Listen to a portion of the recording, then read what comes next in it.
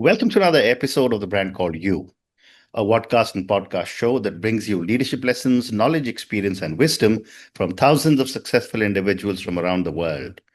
I'm your host, Ashutosh Garg, and today I'm delighted to welcome a well respected author from Amsterdam, the Netherlands, Dr. Rieki Crins-Rubinstein.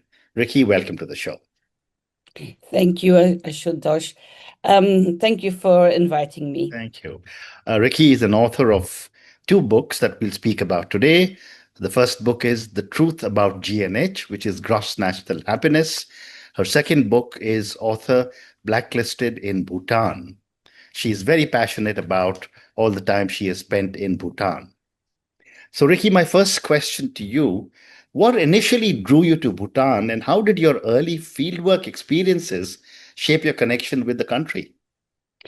Yes, in 1990, I was finishing my study, anthropology, cultural anthropology, and I had to do a half-year research. And I was hoping to go to a place somewhere in the world where modernity was not so much established. Mm-hmm, So then I got this invitation from a professor from the Wageningen University. mm-hmm, It's the agricultural university in the Netherlands, that they were looking for anthropologists to do research on the traditional irrigation rice growing in the traditional way with the mm-hmm, irrigation scheme in Bhutan. And at that time, there was no internet. So I had to look up where Bhutan was. mm-hmm. And it's in a small country in the Himalayas.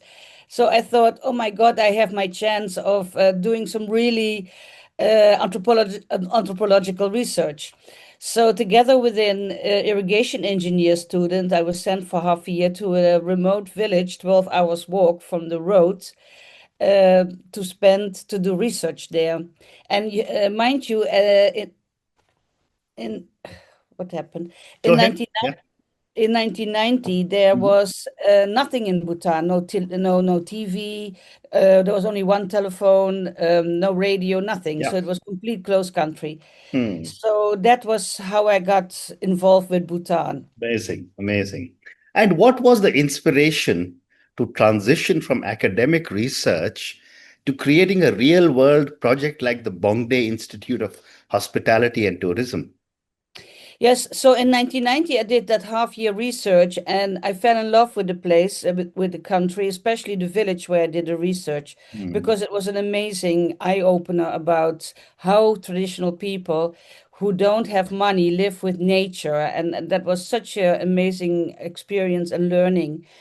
So after that research, I went back to Bhutan, 8 years later. Worked as a tourist guide. That was the easiest way to get back to into the country because, as you probably all know, you have to pay about $250 a day to be able to travel in the country. And Hmm. as a guide, I had a chance to travel the country and even got paid. Hmm. So by that, and then while traveling, I saw that Bhutan was slowly opening up to tourism. And I saw that their aim was sustainable tourism and high value, low volume. But the services they provided for the tourists are not on the level that they Hmm. claimed because local people started a hotel and a restaurant and they had no clue what they were doing. It was Hmm. quite, bad. And that got the idea to do a hotel school because I thought the country needs that urgently. But Hmm. next to my academic work, in 2008, I did my PhD. Hmm. My master's was on the field work that I've done. And my PhD was actually more a quest on answers Hmm. about me coming from a traditional from a high educated woman from the West, Hmm. spending so much time in a traditional society that basically was shamanistic, animistic, and Buddhism, Hmm. the Tantra Buddhism. I had a lot of questions about it, and that's what my PhD was about, and Hmm. also the high level of gender equality that I found in Bhutan, especially in the villages, where women actually was the head of the household, and Hmm. inheritance went from mother to daughter. Hmm. So, but while working in Bhutan in the tourist sector, meeting a lot of young guides, so I started to think I want to do something for the young people of Bhutan. So I set up the Learning Exchange Foundation, and with that we did some trainings for personal leadership of young people to help them to guide their purpose in life. And then I got the idea of that hotel school. Amazing. Well said. Looking back, what do you see as your proudest achievement in Bhutan, and what do you wish had gone differently? Yeah, what I'm very proud of is that I've set up the hotel school with the help of the Lausanne Hotel School alumni from the Lausanne and from The Hague, two Mhm. of the best, schools in the Yeah, world. yeah. And they get quality education. And even in 2016, when I was blacklisted and nobody ever told me who has done it and why they've done it, Mhm. I worked for years fundraising, that didn't pay myself a penny, and everything went for the project in Bhutan, for the hotel school. Mhm. And when the school was up and running, I loved it to teach there and to help the young people. And when I got blacklisted, so I had to withdraw. Of course, I couldn't go back, but I still supported the school financially. But even now, we handed over the school completely to the local partners, and Mhm. the school is still existing. And we are almost 10 years later, and Mhm. it's still the best school in the world. I mean, and that's Amazing. an amazing accomplishment Absolutely. if you know setting up projects Yeah, in developing countries. yeah, yeah. Well said. Ricky, now let's talk about your first book, The Truth About GNH, which is Gross National Happiness. You challenged the global perception of Bhutan as a Shangri-La. What compelled you to write this book? Actually, my PhD was about GNH, and at that time, that was before 2008, and I was working as an academic. Mhm. Go back to the concept of GNH, when I was living in a village, Mhm. then I heard that His Majesty, the fourth king of Bhutan, had mentioned this GNH concept. And I was very enthusiastic about it because I saw in the village the people didn't have money, they lived so close to nature. And the level of contentment, of happiness of the people, I was impressed with that. Mhm. So in that regard, I thought, yeah, the king is very wise to see that GNH, that is the way to go, to go for Mhm. sustainability and all Mhm. that. Mhm. But after 2008, they started, the Center for Bhutan Studies started to operationalize GNH, and they did research. And then I saw it was going into a wrong direction because Bhutan was changing a lot because of the influx of tourism, and it became more and more a controlled country. And Mhm. also, I learned about the 120,000 refugees, I mean, southern Bhutanese, who have been expelled out Mhm. of the country in 1990, Mhm. which I didn't even knew. Only I heard rumors about it. But Mhm. then I met this former refugees in the Netherlands. There are 320 living in the Netherlands, and they told me all the stories, and I started to research about it.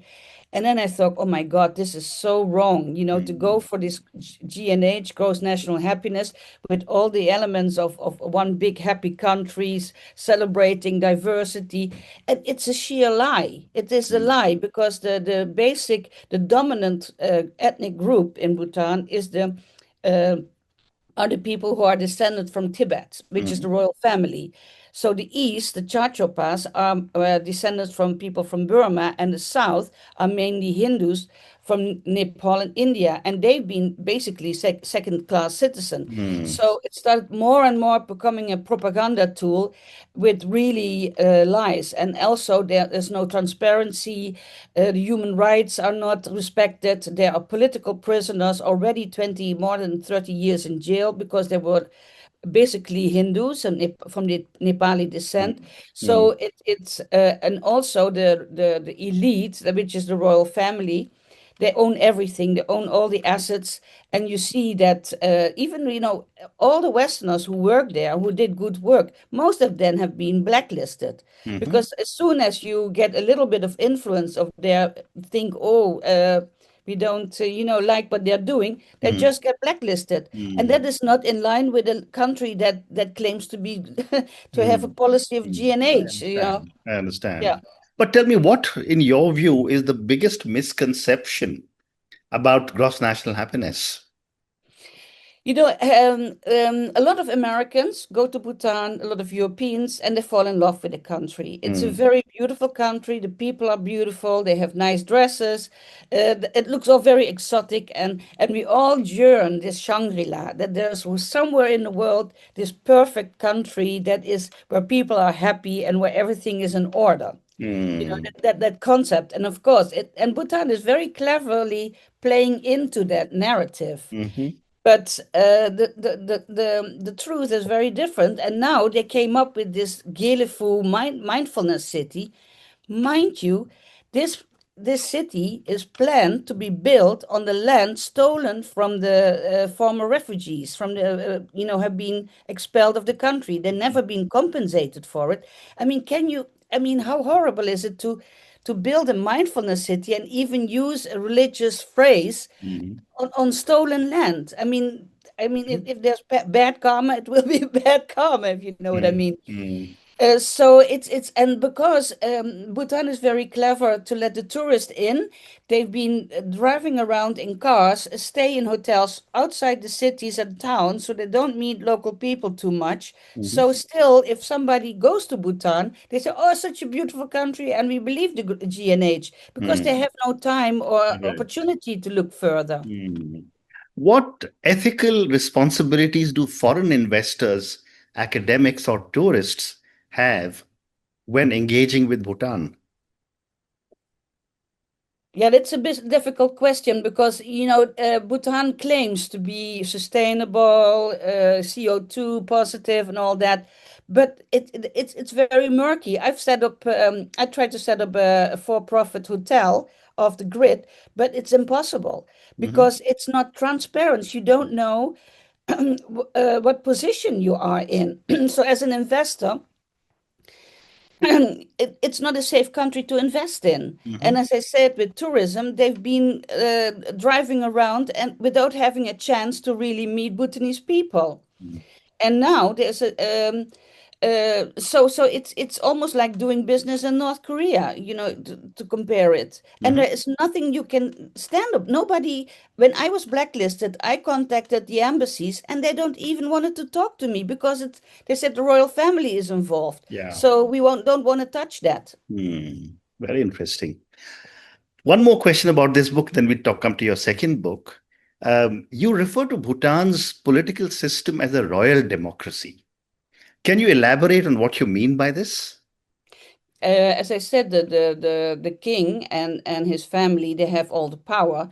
And in 2008, they started with a democracy, and they have some political parties, but they have no power whatsoever. It's like window dressing. So Hmm. we have a democracy, but behind the scene, behind the beautiful pictures, it's the royals. They decide, Hmm. and you see that also when you go look on read the Kunzel, or they have also quite a high level of freedom of speech, but whatever, the real power is in the hand of the royals, and also they can take whatever they want, Hmm. like also my blacklisting was done by a royal because Hmm. they have the power to do it. Yeah.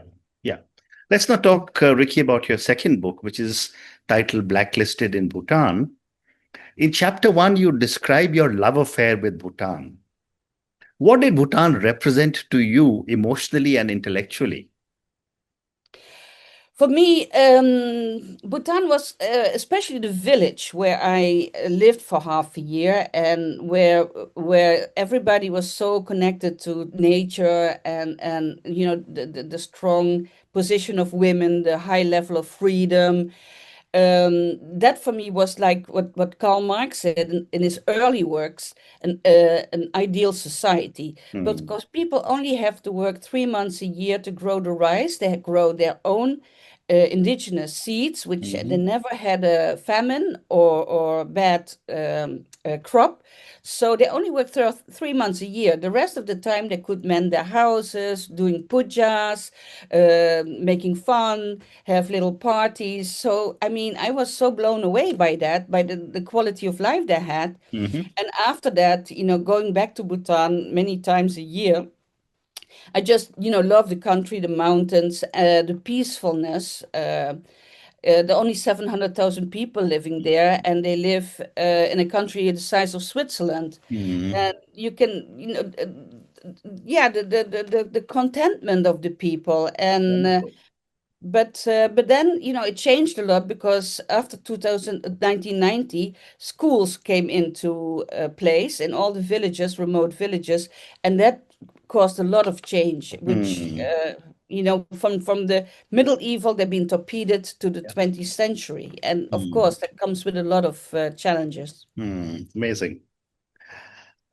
In your experience, how did cultural norms in Bhutan, which I believe are very similar to in India, either support or challenge the success of your school and your hospitality initiatives? First of all, when I spoke to the students, like my first batch, which Mm. were very successful because all the kids they graduated and they found good jobs also in India and five-star Mhm. hotels, and they all told me, I interviewed them, that they were very excited to be able to learn the true hospitality, Mhm. because they come from villages where people eat with their hands, like in India. And but to learn, there was an entering into a complete new world, if you know Mm. what I mean. And they were very proud of that. And they said to me, for example, some girls said, "Can you imagine when I go out with a boy and we go to a restaurant, I know how to use fork and knife, and how to behave, how to sit." And Mm. so that was for, yeah. And also, I had to train them a lot, because in Bhutan, in the villages, people, especially in the north and the east, Mm. the hygiene is a bit different because they Mhm. come from Tibetan stock, and they don't wash, because it's also like a protection against bugs. And so the whole concept of hygiene has to be, was important. And next, that was the time, because in Bhutan most Mhm. people live in the moment. And that was also a very big eye opener for me, that with the students, we had to work to have an agenda. And when you work somewhere and you have to be at 9 o'clock the next day, that you put your in the agenda that you show up at 9 o'clock. And because that went often wrong, and because they just forgot about it. So there Mm. was a lot of this cultural issues that I had no clue about, but I learned by doing it. Very interesting. And what were some of the most unexpected challenges you faced while living and working in rural Bhutanese communities? Um, that every day was the same, if you know what I mean. They have no time. So 3 times a day we eat the same food. It's Mhm. rice, imadatsi, which is cheese, melted cheese with chili with butter tea, and that you eat 3 times a day. There is Mm. no weekend.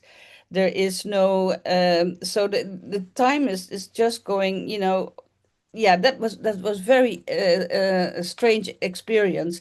And Mm. that's actually when there was, I asked my landlady, when would be, there was a big puja for the local spirit, Mm. and I said, when would be the puja? And she said nabanatsa, which means the time after tomorrow. But Mhm. then in the middle of the night they were calling this puja, because the astrologer said this is a good moment. So Mm. everything was related to the astrologer. Mm. And that is something that we are not, we are so molded into the time concept. That Correct. was really a very eye-opening Very interesting. experience. Very interesting. Ricky, I have time for two more questions for you. What Yes. lessons in leadership and resilience can readers take away from your journey in Bhutan? Yeah. Yeah. In Bhutan, you only need patience. That's patience, and um, flexibility. Mm. That is really important because Mm. it's such a different culture. And I Mm. think even for Indian people, it's very different, because it's a very different culture there's a lot of similarities, but Mm. there's also a huge gap in Indian way of thinking and the Mm. Bhutanese way of thinking, because as I said, it's the time concept, even in the capital now, it's still there, that a Mm. lot of people have. and then also that, for example, we are used to using money, and the Bhutanese have no clue about money. And some people, they really got deep in debt or buy a lot of things because they get loans from the bank. So all these modern facets of modern life, it's not as normal of as, how we can say in the right word. Yeah, it's still very challenging in Bhutan. Fantastic. And my last question for you, Rieki. Do you believe your blacklisting was politically motivated or a result of some internal power struggles? A friend of mine, a Bhutanese, it seems that I'm not blacklisted anymore, but I heard from somebody trustworthy that it was probably a member of the royal family, and it can have to do with jealousy because I stayed away from the royal family, and the royal family that own five-star hotels in Bhutan, and I never wanted to work with them because if I work with them, they would then I will lose my freedom and I have to work for free. So maybe it's maybe an issue of jealousy. Okay. But on that note, I just want to say what a fascinating conversation this has been. I mean, you've given a lot to Bhutan. I'm sure they gained a lot from you. For whatever reasons, there must have been some challenges. And I'm sure there must be a different perspective from that side, the other side as well. But thank you again for speaking to me and good luck to you. Thank you so much. Thank you for having me. Thank you for listening to the Brand Called You videocast and podcast, a platform that brings you knowledge, experience, and wisdom of hundreds of successful individuals from around the world. Do visit our website www.tbcy.in to watch and listen to the stories of many more individuals. You can also follow us on YouTube, Facebook, Instagram, and Twitter. Just search for the Brand Called You.